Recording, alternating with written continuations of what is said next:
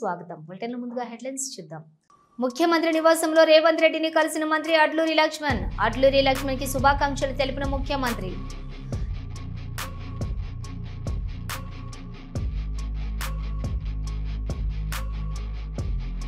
శ్రీ మృత్యుంజయ స్వామికి విశేష అభిషేక పూజలు. అధిక సంఖ్యలో పాల్గొన్న భక్తులు.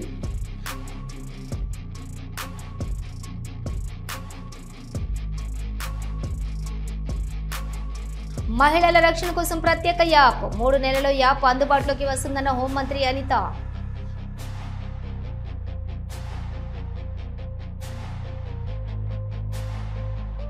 కాళేశ్వరం కమిషన్ ముందు మాజీ మంత్రి న్యాయ వ్యవస్థ మీద, చట్టాల మీద, రాజ్యాంగం మీద మాకు అపారమైన నమ్మకం అన్న హరీష్ రావు.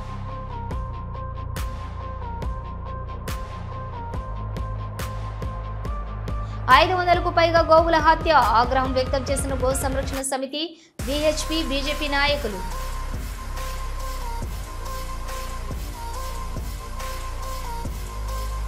ఉపసభాపతి పదవి దక్కడంపై రామచంద్రు నాయక్ సంతోషం. విప్ నుంచి డిప్యూటీ స్పీకర్ గా ప్రమోట్ చేసిన పార్టీకి రుణపడి ఉంటారని హామీ.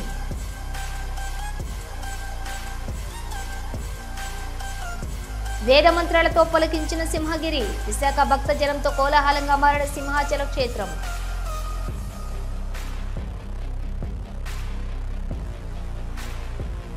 మహిళలపై అనుచిత వ్యాఖ్యలు చేసిన కేసులో కొమ్మినేని శ్రీనివాస్ అరెస్ట్. విజయవాడకు తరలిస్తున్న పోలీసులు.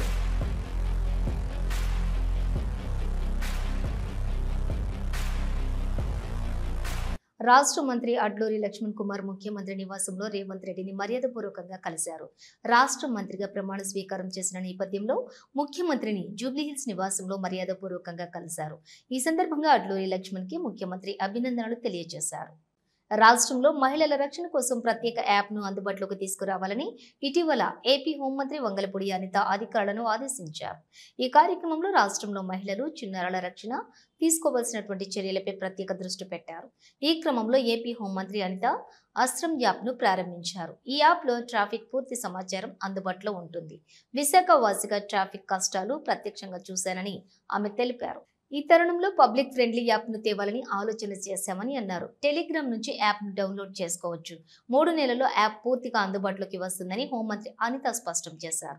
ఇందులో ఇంకొకటి కూడా ఏంటంటే, నేను ఇందాకే చూశాను, ఎక్కడైనా ట్రాఫిక్ వైలేషన్ జరిగినా కూడా ఆటోమేటిక్గా వాళ్ళకి ఫైన్ పడే పరిస్థితి కూడా కలిసి ఆపారు. ట్రాఫిక్ పోలీస్ మాకు చలనా కట్టమన్నారు. ఇదేమీ కాదు, డైరెక్ట్గా ఆటోమేటిక్గా వాళ్ళకి చలనా కూడా జనరేట్ అయ్యే పరిస్థితి కూడా కనిపిస్తూ ఉంటుంది. సో ఓవరాల్గా డిపార్ట్మెంట్ వైజ్గా, ప్రజల వైజ్గా కూడా ఇది ఒక మంచి ఫ్రెండ్లీ యాప్. ఇది ఇప్పటికి ప్రస్తుతానికి మన పబ్లిక్ వాడుకోవాలంటే టెలిగ్రామ్ నుంచి డౌన్లోడ్ చేసుకొని వాడుకోవచ్చు. యాప్ ద్వారా మనం రావాలి అంటే, యాప్ స్టోర్ నుంచి రావాలి అనుకుంటే కనుక ఇది ఈ అప్రూవల్కి అయితే ఒక 3 మంత్స్ టైం పడుతుంది. ఈ 3 మంత్స్ టైంలోని కూడా అస్త్రం టీము, అదేవిధంగా డిపార్ట్మెంట్, ఈ రెండు కూడా ఒక ట్రైనింగ్ ప్రొసీజరు, ఒక పైలట్ ప్రాజెక్టు, ఒక కంప్లీట్ పిక్చర్తో మళ్ళీ మీ దగ్గరికి వచ్చి డెఫినెట్గా పబ్లిక్ యూసేజ్ చేసే విధంగా దీన్ని అడాప్ట్ చేసుకుంటారని చెప్పి మీ అందరికీ తెలియజేసిన. ప్రభుత్వానికి వ్యతిరేకంగా రోడ్డెక్కారు టీచర్లు. వెబ్ కౌన్సిలింగ్ ను వ్యతిరేకిస్తూ ఉపాధ్యాయ సంఘాల ఆధ్వర్యంలో డీఈఓ ఆఫీసులను ముట్టడించారు. టీచర్లు చిత్తూరు కలెక్టరేట్ వద్ద ఓ ఉపాధ్యాయుడు అరగంట పాటు తలకిందులుగా ఉండి ప్రభుత్వంపై నిరసన తెలియజేశారు.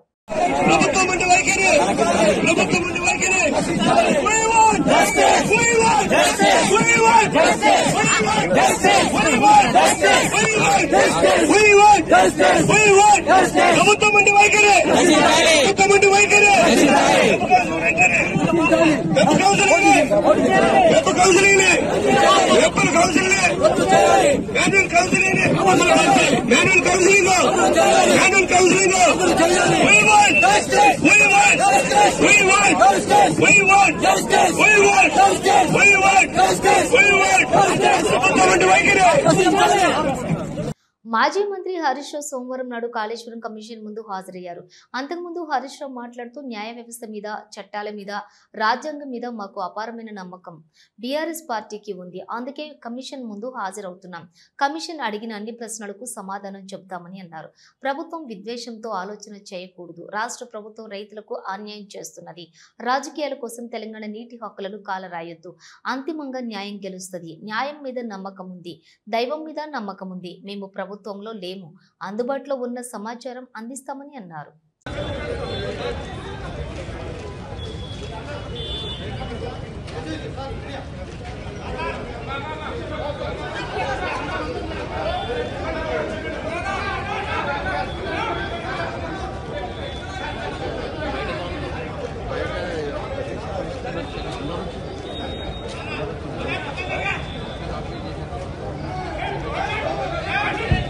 కనుక ఈరోజు కమిషన్ ముందుకు వెళ్లి ఇంతకాలం కాంగ్రెస్ పార్టీ చేస్తున్న దుష్ప్రచారాలన్నీ కూడా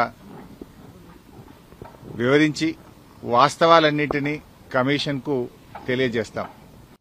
కడప జిల్లా ఎర్రగుంట్ల మండలంలోని ఇండియా సిమెంట్ లిమిటెడ్ ఫ్యాక్టరీ వద్ద ఉద్రిక్తత పరిస్థితులు నెలకొన్నాయి.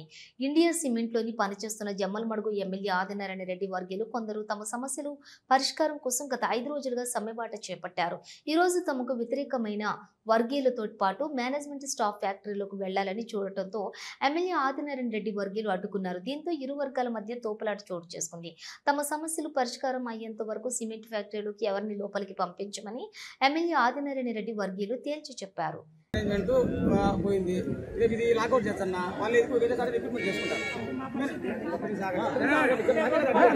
జూబ్లీహిల్స్ ఎమ్మెల్యే మాగంటి గోపీనాథ్ పార్థివ దేహానికి నివాళులు అర్పించి వారి కుటుంబ సభ్యులను ఓదార్చే సమయంలో అక్కడికి వచ్చిన తెలంగాణ మాజీ సీఎం భారత అధ్యక్షులు కేసీఆర్ తో కలిసి మాగంటి కుటుంబ సభ్యులతో కొంత సమయం గడిపిన నారా లోకేష్ బ్రాహ్మణి.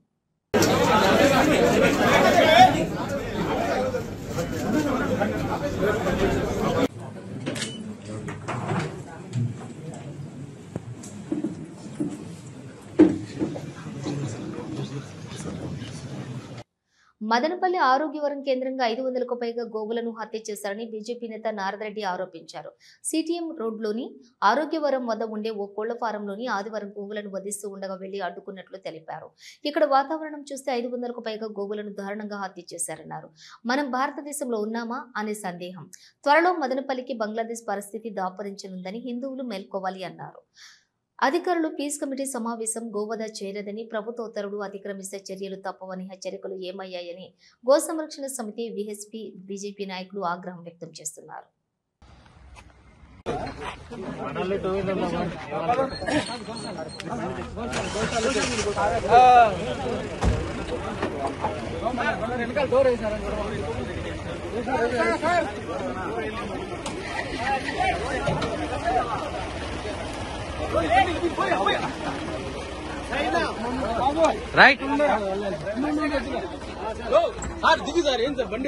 తమ్ముడు చెప్పినట్లుగా ఈ ఏరియాలో జరిగినటువంటి పాప విచాచకమైనటువంటి మనం ఎక్కడ ఉన్నాము, భారతదేశంలో ఉన్నామా లేదంటే పాకిస్తాన్లో ఉన్నామా, బంగ్లాదేశ్లో ఉన్నామా, ఇంకే దేశమైనా ముస్లిం కంట్రీస్లో ఉన్నామా అనేది ఒక సందేహం కాదు.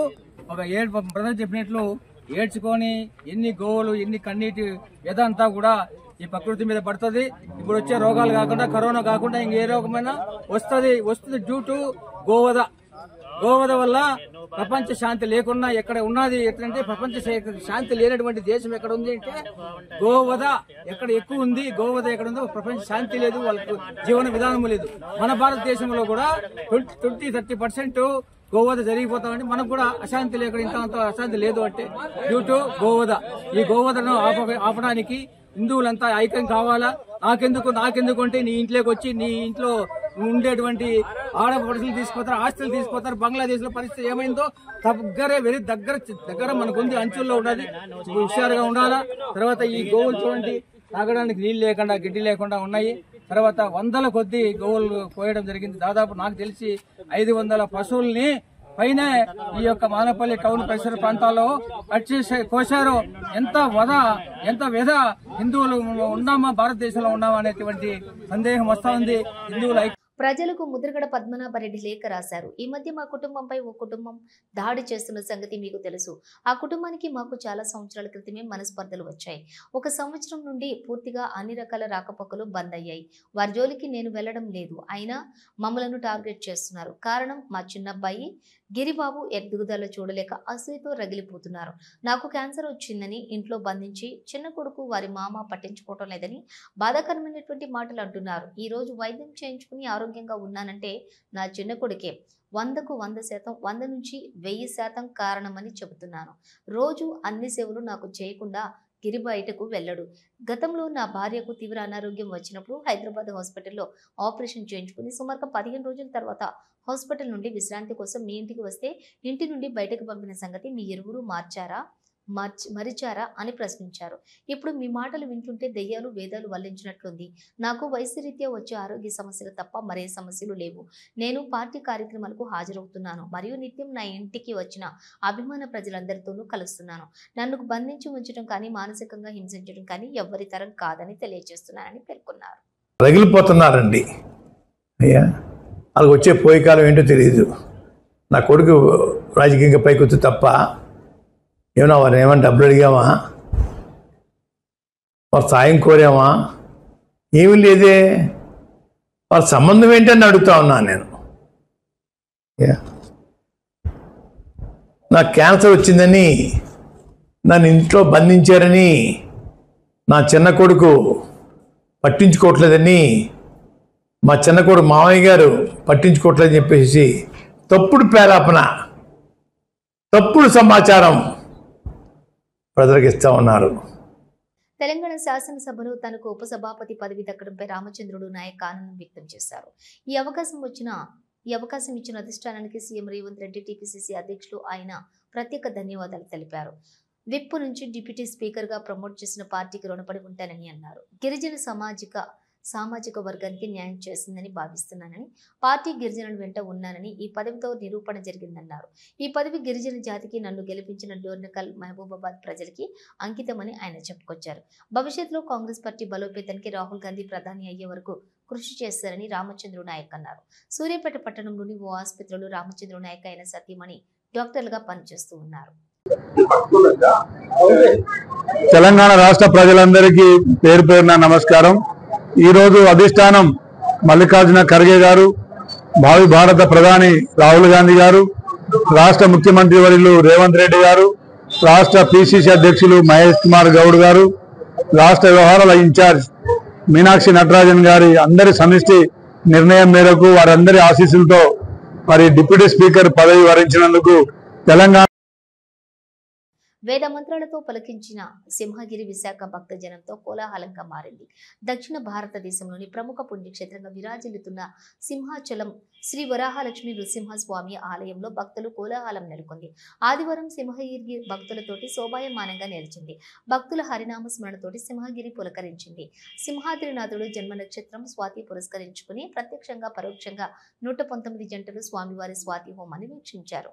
ఆలయ అర్చకులు తెల్లవారుజామున సింహగిరిపై ప్రభాత ఆరాధనలు పూర్తి చేశారు. తదుపరి సుదర్శన స్వామి ఆలయ ఉత్తర రాజగోపురం వద్ద గల గ్రౌండ్ లో ఏర్పాటు చేసిన ఆస్థాన మండపంలోని ఆసీనం చేసి ఒకవైపు సర్వాభరణాలతోటి గోవిందరాజు స్వామి, మరోవైపు శ్రీ సుదర్శన చక్ర పెరుమాళ్ను వేద మంత్రాలతోటి మృదు మధుర మంగళ వాయిద్యాలు నడుమ శాస్త్రోక్తంగా ఆలయ స్థానాచార్యులు టిపి రాజగోపాల్ ఆధ్వర్యంలో ప్రధాన అర్చకులు శ్రీనివాసాచార్యులు పర్యవేక్షణలో ఆలయ అర్చక స్వాములు కలశారాధన మండపం బింబారాధనలు పూర్తి చేశారు. అయితే అనంతరం భక్తులచే సృష్టి నృసింహస్వామి అష్టోత్తర శతనామావళి పూజ చేయించారు.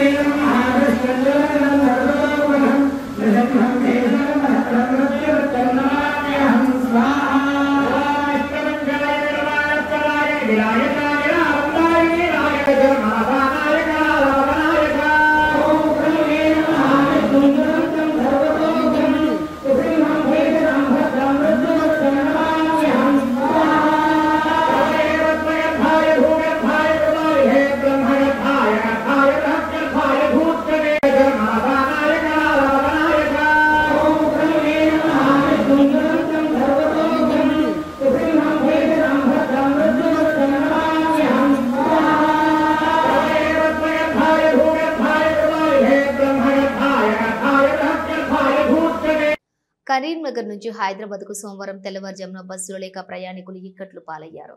వచ్చినటువంటి ఒక్క బస్సుకు ప్రయాణికులు ఎగబడ్డారు. రిజర్వేషన్ ఉందని డ్రైవర్ నిర్లక్ష్యంగా సమాధానం చెప్పడం వివాదానికి దారితీసింది.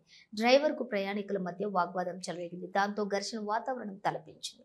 ప్రయాణికులపైకి బస్సును దూసుకెళ్లేలా డ్రైవర్ వ్యవహరించాడు.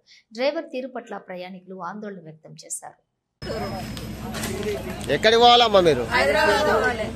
కనీసం సిగ్గులో బస్సులు కూడా లేవు.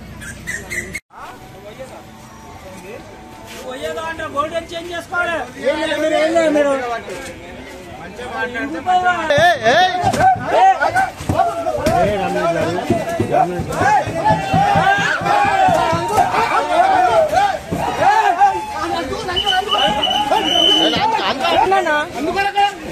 మహిళలపై అనుచిత వ్యాఖ్యలు చేసిన కేసులో కొమ్మినేని శ్రీనివాస్ కృష్ణంరాజు సాక్షి యాజమాన్యంపై ఎఫ్ఐఆర్ నమోదు.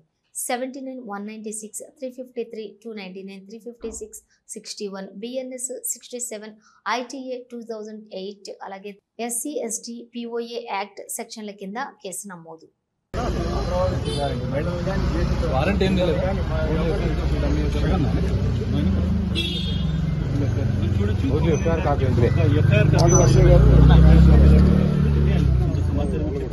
పరిస్థితి చూస్తున్నాం. బట్ ఒక జర్నలిస్ట్కి సంబంధించి నేను చాలా క్లియర్ గా ఆయన ఈ పరిణామం ఊహించలేదు. జరుగుతున్నటువంటి దారుణమైనటువంటి సంఘటన. శ్రీకాళహస్తి ఆలయంలో శ్రీ మృత్యుంజయ స్వామికి విశేష అభిషేక పూజలు జరిపారు. రాహుకేతు సర్పదోష నివారణ పూజలు, శనేశ్వర అభిషేకాలు నిర్వహించారు. మూల విరాట్కు వివిధ రకాల సుగంధ ద్రవ్యాలతో వేదోయుక్తంగా అభిషేకం చేశారు. అనంతరం దివ్య అలంకారాలు చేసి ధూపదీప నైవేద్యాలు నివేదించి పూర్ణహారతులు అందించారు. స్వామివారి అభిషేకానికి అధిక సంఖ్యలో భక్తులు హాజరయ్యారు.